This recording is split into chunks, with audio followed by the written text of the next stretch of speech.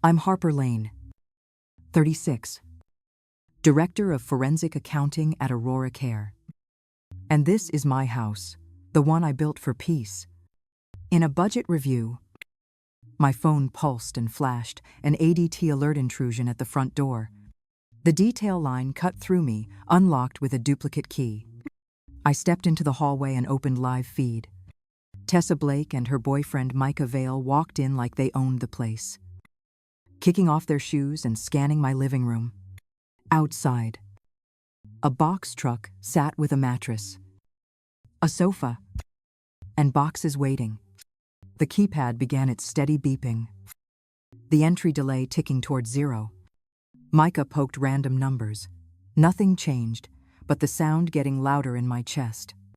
The siren hit 100 decibels, and the monitoring voice filled every room, asking for the contract name and the security phrase. Tessa stared at the panel, mute, while Micah blinked at the camera, and somewhere in that silence they realized they had no answer. On my screen, the system flagged phrase, mismatch, and notified the police. Already en route, I watched my perfect fortress do what family never does, for boundaries hold the line, even if it means calling the cops. When the police notification confirmed they were already at my house, I dialed Jared. My husband was supposed to be on a business trip in Chicago, but his tone on the phone was calm, almost lazy. He said he already knew Tessa had called him earlier, asking to stay for a while, and he'd agreed. My mind went blank, and the hallway around me seemed to shrink. He spoke like it was nothing, as if my home were a family Airbnb and I was just being dramatic. He told me to relax, said we had plenty of space, and that family helps each other out. I could hear the faint clinking of glasses and laughter behind him, as if he'd already moved on from the chaos I was standing in. That sound alone broke something in me more than the alarm ever could. I reminded him the house was in my name, bought with my savings, my work, my years of building. I told him no one could enter without my consent, not even his sister. He sighed and, saying I was making things worse by involving the police, that I was embarrassing the family. That word family came out like a knife pretending to be mercy. In that moment, I saw it clearly. Jared wasn't defending me. He was protecting his sister's comfort at the cost of my boundaries. Our marriage wasn't a partnership anymore. It was an alliance between bloodlines I was never truly part of. I hung up, knowing this call had drawn the first real line of war. Still shaking, I called Evelyn Blake, my mother-in-law, hoping for at least one sane voice in that family. She answered with a calm tone that sounded rehearsed, as if she already knew what had happened. I told her Tessa and Micah had broken into my house, that the police had found them inside. Her reply made my stomach twist. She said she was the one who told them to stay there. Evelyn spoke like it was the most natural thing in the world. She said my house was large, that it was only fair to help family in need. I could almost hear her smile when she added that she didn't want to bother me with small things while I was busy with work.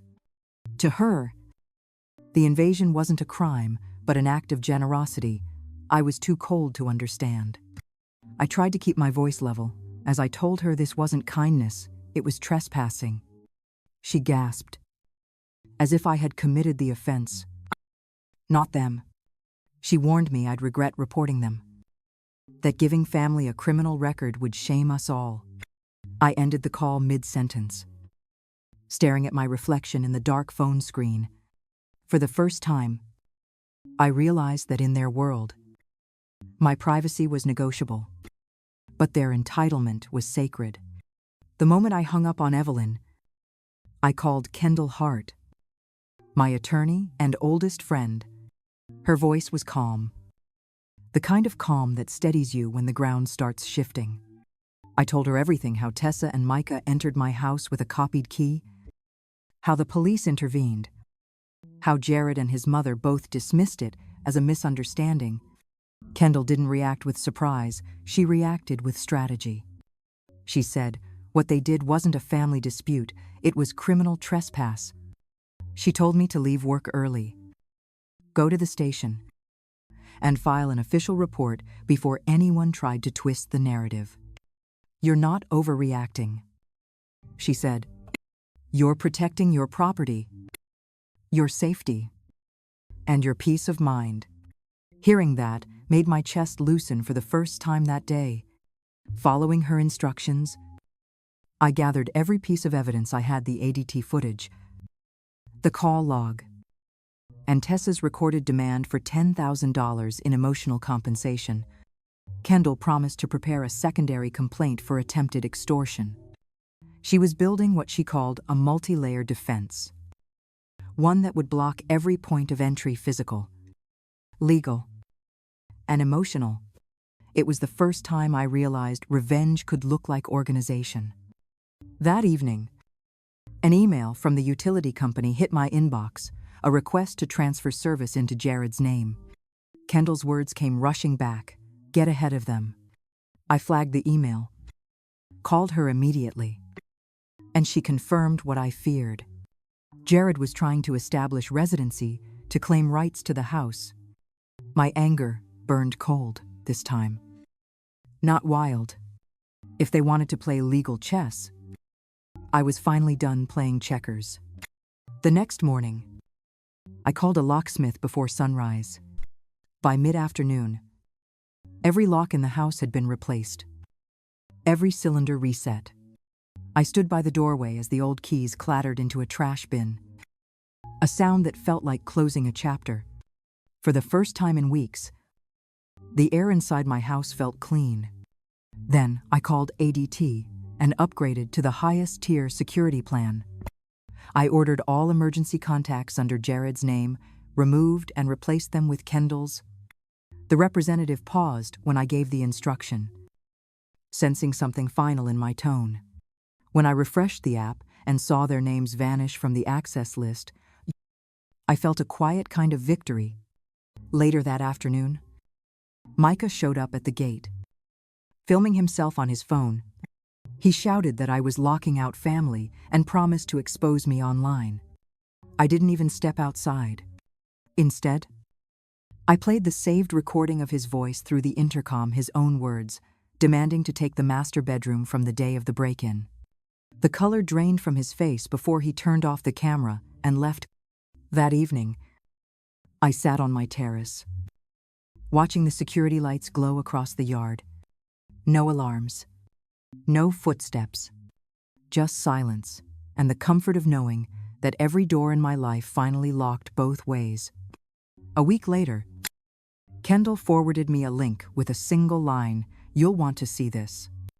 It was Tessa's new crowdfunding campaign, titled, "Help Us Rebuild After Injustice." The page showed pictures of her crying in front of a moving truck and a caption blaming me for leaving them homeless after a misunderstanding. Donations were already climbing into the thousands, and comments called me heartless. I spent that night at my desk, pulling every public record and digital trace I could find.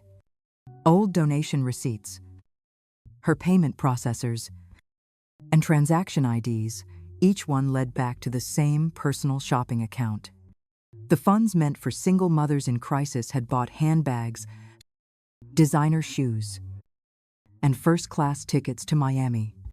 By dawn, I had built a clear trail of misused money and false representation. Kendall reviewed everything and drafted a demand letter on official letterhead. It required Tessa to shut down the campaign, refund donors, and issue a public correction within 48 hours. If she failed, Kendall would file for fraud, misappropriation, and defamation. I watched her signature slide across the bottom of the page like a final stroke of precision. The next day, Tessa's page disappeared without explanation, and her followers began asking why.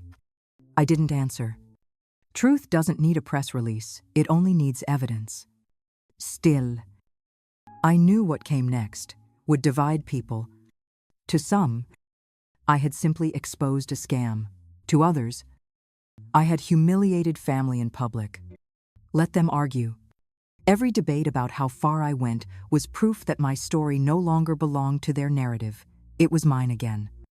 When Kendall and I met the following week, she brought up something I'd nearly forgotten: the postnup Jared had signed a year ago. It was the result of an old argument. When he had secretly paid off one of Tessa's debts using our joint savings, the agreement protected all property purchased with my income, including the house, from any financial or legal claims by his family. At the time, I'd filed it away like an emergency parachute I hoped never to use. Kendall pulled a copy from her briefcase, her finger tapping the paragraph that mattered most. Any breach of security or unauthorized access by Jared's relatives would trigger forfeiture of his residential rights. Her calm smile told me what I already sensed: he'd handed me the weapon himself. She told me to pair that document with the security logs, and the case would close itself. That night, I searched through archived emails from the first week I moved in. Buried in my inbox was an installation confirmation from the locksmith the same day Jared had insisted on helping the crew finish early. Attached was a duplicate service receipt listing 2 sets of keys, both signed by his name. Then I found an email chain between Jared and Evelyn discussing moving Tessa's stuff Tuesday before Harper gets home. Every word read like confession written in plain text. I sent everything to Kendall before midnight, and she replied within minutes. Perfect timing. He just disqualified himself. Staring at the glow of my laptop, I realized this wasn't just a family betrayal, it was a paper trail of premeditation. The man who once lectured me about loyalty had built his sister's invasion with his own signature. My revenge no longer needed anger.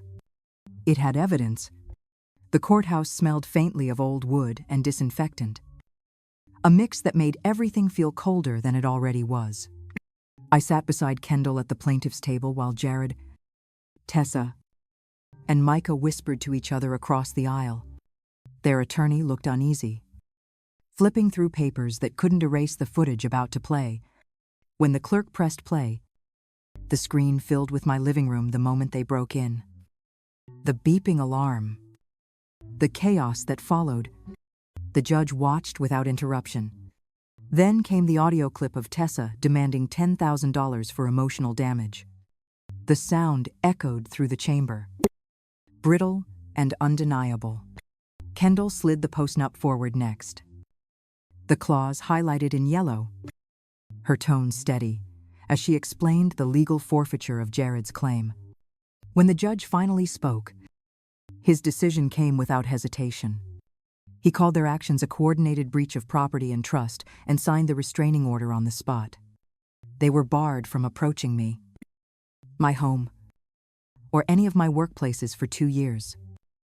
Pending further civil review, the gavel hit once, but its echo felt like closure I could finally hear. Outside the courtroom, Jared called after me, his voice cracking with something between disbelief and pride. I didn't turn around. I just kept walking, holding the certified copy of the order, like the key to a door that only opened one way. News of the court order spread faster than I expected.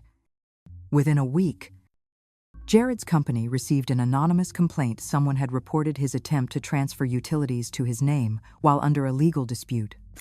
Harper Track's compliance department opened an internal audit, and suddenly, his calm mask began to crack. When the review confirmed he'd tried to manipulate residency records, he was suspended pending investigation. He called Kendall's office, begging for a statement of reconciliation to save his job. She declined, reminding him the documents were public record and spoke for themselves. By the end of the month, Harper Track quietly accepted his resignation. The man who once dismissed my boundaries as overreaction was now learning how consequences work when paper and truth line up. Micah fared no better. The donation fraud evidence we'd uncovered resurfaced when Kendall's letter was cited in an online ethics complaint. The platform hosting his crypto wealth seminars froze his account for policy violations. And his affiliate sponsors withdrew, without his side income. He disappeared from the internet as quickly as his videos had gone viral. Watching both men lose the reputations they built on borrowed truth didn't bring joy, it brought equilibrium. I hadn't destroyed them. I'd simply removed the protection of silence. That was justice enough. Months after the hearings ended, I started therapy with Dr. Elis. I didn't go there to talk about revenge. I went to understand why I had ignored the alarms inside me long before the ADT system ever went off. Elise listened quietly, then asked the question that reshaped everything. Why did you think giving them access was love? The words landed like a soft hammer breaking stone. I realized I'd mistaken endurance for loyalty. Every spare key, every favor, every silence had been a trade against my own peace. Elise taught me that boundaries weren't selfish, they were maintenance for the self. As necessary as locking a door at night? A boundary, she said, isn't a wall. It's an obligation to stay whole. Her sessions stripped away guilt I didn't know I carried. For the first time, I could speak about my anger without shame or apology. I understood that what happened to me wasn't just a family invasion. It was years of conditioning collapsing under one decision to finally say no. When the dust settled, Kendall began the civil negotiations with her usual precision.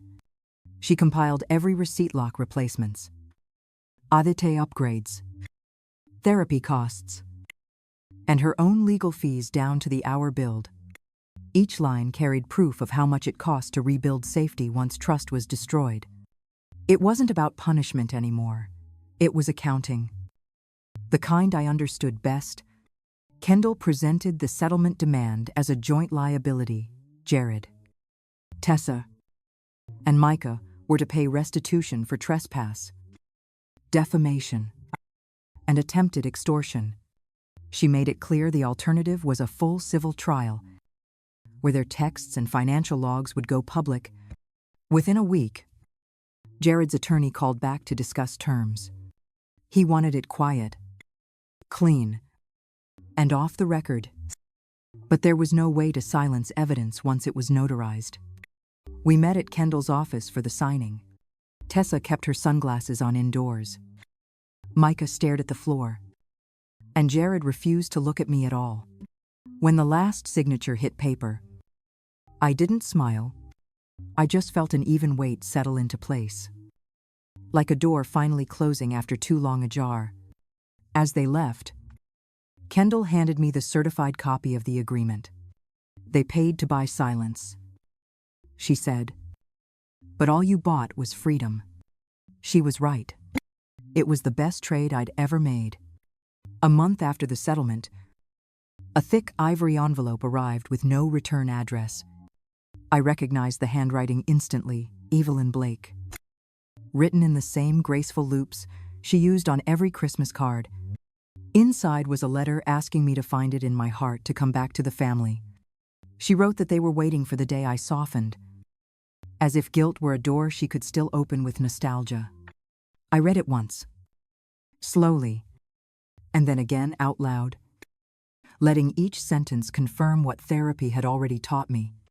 There was no remorse, only entitlement dressed as longing.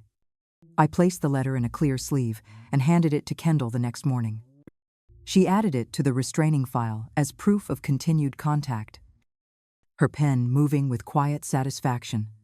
Days later, Tessa tried to post a comeback video, crying about redemption and forgiveness. Kendall responded with a single press release, just the timeline of evidence. No emotion, no adjectives. The internet did the rest. Comments turned from sympathy to silence, then to disgust, and the video vanished within hours. When the noise faded, I sat by my window and watched the streetlights come on. For the first time, I felt no anger, no sadness, only distance. Some walls aren't built to keep others out, They're built to keep your peace in. Now my mornings begin with silence instead of alarms. The ADT app glows softly on my phone, listing one emergency contact, Kendall Hart. I sit on the terrace with a book and coffee.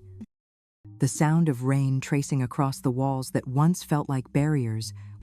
They're not barriers anymore. They're boundaries that breathe. Sometimes, I think about everything that happened and realize peace isn't the absence of conflict, it's the consequence of choosing yourself after it. I no longer wait for apologies or reckonings that will never come. My house stands exactly as I built it, not as a fortress, but as proof that survival can be elegant and quiet. If you ask what I learned, it's simple. Kindness without limits is surrender. And boundaries, when honored, sound a lot like freedom. Thank you for watching till the end. If this story moved you, hit subscribe. Share it with someone who still believes kindness can't be broken. And tell me where you're watching from. Your voice keeps our stories alive.